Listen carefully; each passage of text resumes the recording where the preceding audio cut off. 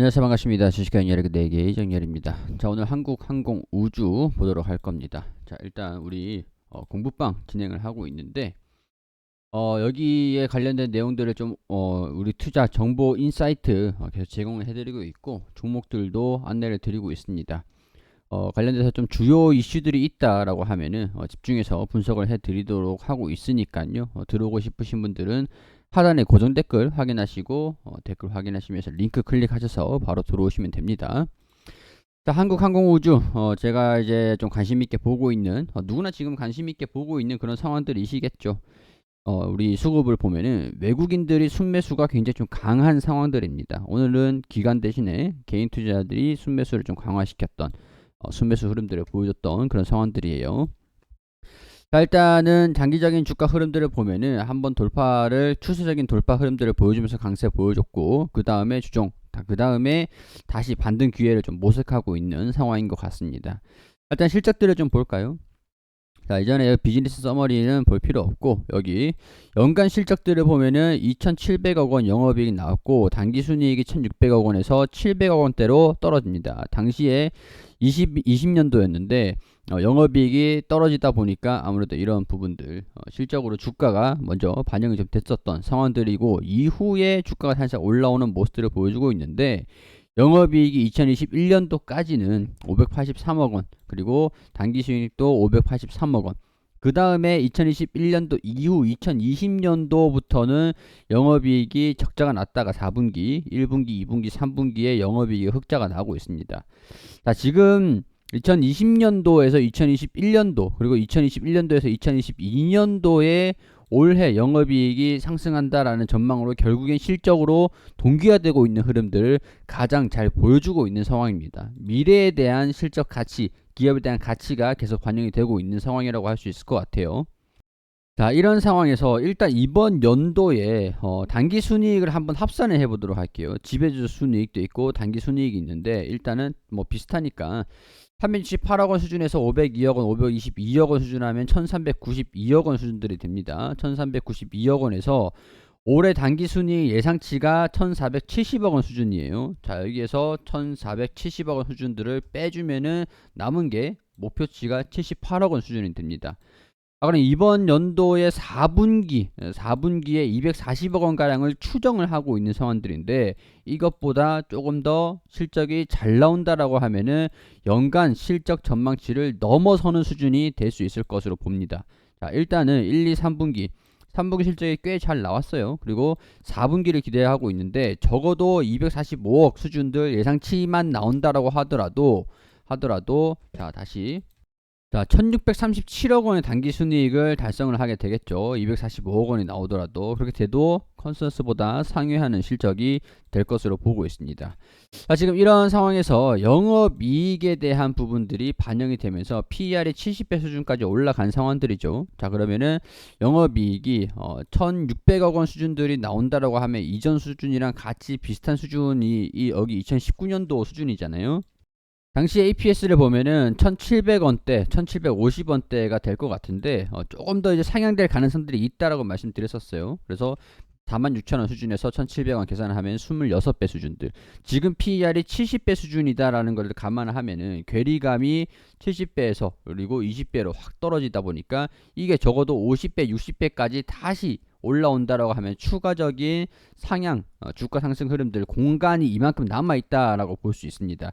자, 여기까지만 이해하셔도 어느 정도 주식을 이해도가 높으신 그런 상황들이고 이것까지만 다 이해를 하셔도 우리 주식을 할 때 충분히 우리가 이 기업을 보고 실적 재물을 연관시키면서 주가를 봤을 때 충분히 주가 움직임들 뭐 이 정도까지만 보셔도 제가 고수다 이렇게 얘기를 하는 게 아니라 이 기업의 주가 장기적인 전망들 어떤 기업인지 다 이해를 하시는 그런 상황이라고 말씀을 좀 드릴 수 있을 것 같아요. 지금 얘기한 게 딱 세 가지인데 주가 대비 이 기업의 가치 그리고 미래 전망 가치가 얼마냐라는 것들이거든요. 자, 그렇게 됐을 때 여기 이런 제가 이제 관점들을 말씀을 드린 것들만 집중적으로 공부를 해 보셔도 충분히 주식은 거의 쉽게 할 수 있으시다라는 것들. 자, 여기서 조금 더 딥하게 들어가 볼게요. 1748원 수준이라 했잖아요. 근데 이게 이번 연도의 컨센서스 추정치고 추정치가 더 상향되면은 이게 1,700원에서 1,900원까지도 열려 있다라고 봐요. 자, 일단은 70배 정도 수준에 육박해 있고, 목표 PER을 내년도 목표 PER을 60배 수준으로 하겠습니다. 46,200원, 46,000원 수준에서 1,748원 26배잖아요. 그러니까 주가가 예를 들어서 8만 원이다라고 하면은 1,748원에서 45배 수준이 됩니다. 8만 원이라고 하면 지금 주가가 46,200원 수준들이죠. 자, 그렇기 때문에 50배, 60배라고 한다면 목표 주가가 장기적으로도 8만 원 수준들 내년에는 좀 갈 수 있을 가능성들이 있지 않을까, 이런 생각들이 좀 들 수가 있겠죠. 대략적으로 8만 원 주가가 이전에 간 적이 있었기 때문에 당시 2015년도, 2016년도 당시인데 뭐 이전의 재무제표를 좀 보지는 못해서 일단 그런 상황들이고, 일단은 한국수출입은행에서 이 기업의 지분을 좀 가지고 있습니다. 자, 여기 한국수출입은행에서 26%가량 지분을 가지고 있죠. 그렇기 때문에 이전에 하나가 대우조선해양을 인수를 한다라고 했을 때 대우조선해양이랑 우리 방산 쪽으로 시너지를 낼 수 있게 한국항공우주도 내나, 이렇게 얘기를 했기 때문에 매각설이 조금 올라왔었어요. 당시에 대우조선해양을 2조 원 규모로 3자배선 유상증자를 참여를 한다라고 하나그룹이 이런 얘기들을 했었는데, 당시에 이제 대우조선해양 같은 경우도 여기서 지분 관계를 보면은 한국산업은행입니다. 그렇기 때문에 한국수출입은행도 자금의 엑시트, 자금을 좀 확보하는 그런 전략이 좀 있지 않겠나라는 그런 생각이 들면서 매각에 대한 부분들이 민간화 뭐 이런 부분들이 주목을 좀 받고 있었던 상태에서 주가가 조금 강세 흐름들을 보였는데, 사실 제가 봤을 때는 실적이랑 연관시켜서 봐도 무리는 없을 수준이라고 보고, 그리고 이전에 주가가 올라온 다음에 조정을 받고 있었던 게 매각에 대한 부분들이 수면 밑으로 좀 가라앉게 되고 진정되고 있는 상황들이기 때문에 차익 실현 매물들이 나왔고, 지금 이제 실적에 이제 주목을 할 때다. 매각이 일축되면서 주가가 좀 하락을 한 그런 모습들인 거라고 할 수 있을 것 같아요. 근데 우리 카이죠. 한국우주니까. 카이 같은 경우에서는 최근에 폴란드, 제가 이제 상세하게 좀 설명드리면, 폴란드 FA50 48대라든가 폴란드 향이에요. 자, 그리고 30억 달러, 4조 가까이 되는 규모라고 합니다. 그리고 시험 비행에 들어간 KF21 사업 마무리 단계에 있는 상황이에요. 이런 상황들에다가 이제 KF21하고 LAH9, 이게 소형 무장 헬기, 아파치 말고 이 소형 무장 헬기가 있는데, 이것도 이제 체계 개발 사업이 마무리 단계에 있습니다. 그렇기 때문에 이 양산 산업의 본궤도에 오를 것이다 라고 보고 있는 상황이고, 제가 영업이익이 4분기는 조금 더 증가될 수도 있을 것 같다라고 말씀드렸잖아요. 폴란드향 4조 수주, 이런 것들이 좀 반영이 4분기부터 좀 이르면 이때부터 좀 되지 않을까라고 보고 있는 거예요. 이거 아니더라도 내년도에 연간 목표치인 이미 지금 실적 우리 수주 목표 수주가 있잖아요. 목표 수주가 한국항공우주가 4조 1890억 수준이거든요. 근데 지금 이미 1, 2, 3분기의 누적 수주가 3조 8617억 정도 수준입니다. 꽤 구체적이기는 하죠. 거의 뭐 92% 정도 목표 수주액을 달성을 한 상태고, 지금 이제 4분기가 진행이 되고 있는 상태다. 더군다나 이런 상황에서 사우디 쪽에서 방안이 좀 있었습니다. 네옴시티 관련돼서 얘기도 있었지만, 네옴시티 이외에서도 원전, 그리고 방산, 이런 쪽으로도 연관이 되고 있는 상태이기 때문에 한국항공우주에서 폴란드처럼 이 방산 이런 부분들 쪽에서 좀 수주를 받을 수 있을까, 잭팟을 좀 이어갈 수 있지 않을까, 이런 기대를 좀 할 수 있는 상황이라고 할 수 있을 것 같은데, 특히 최근에 원희룡 국토부 장관이죠.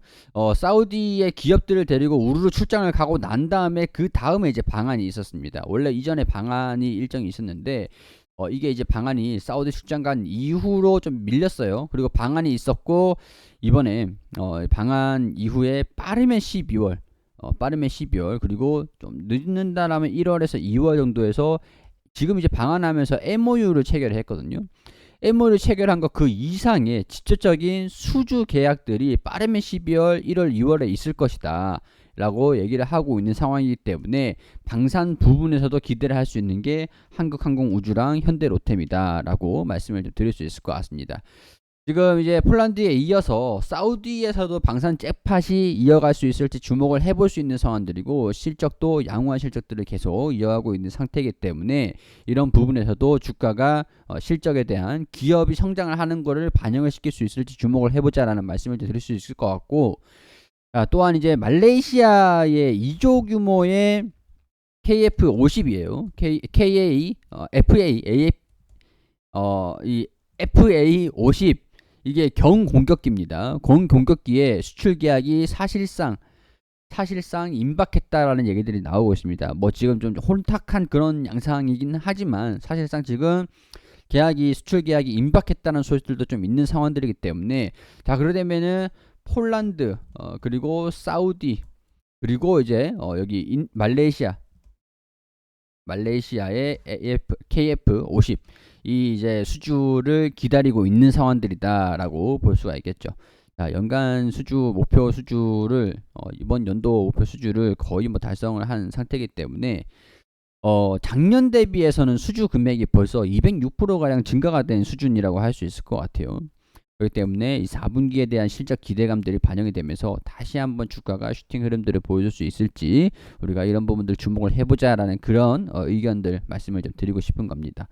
자, 제가 이제 모든 걸 다 맞출 수는 없는 상황들이니까요, 투자 판단은 여러분들이 해주시기를 당부드리고, 그리고 이런 내용들은 모두 여기 우리 공부방에 전부 다 올려드리고 있습니다. 그렇기 때문에 오셔가지고 하단에 고정 댓글 링크 보시면은 우리가 여러분들이 인사이트를 얻을 수 있는 그런 정보들을 계속 올려드리고 있으니까요, 오셔가지고 함께 하셨으면 좋겠습니다. 구독 한 번씩 꼭 부탁드리도록 할게요.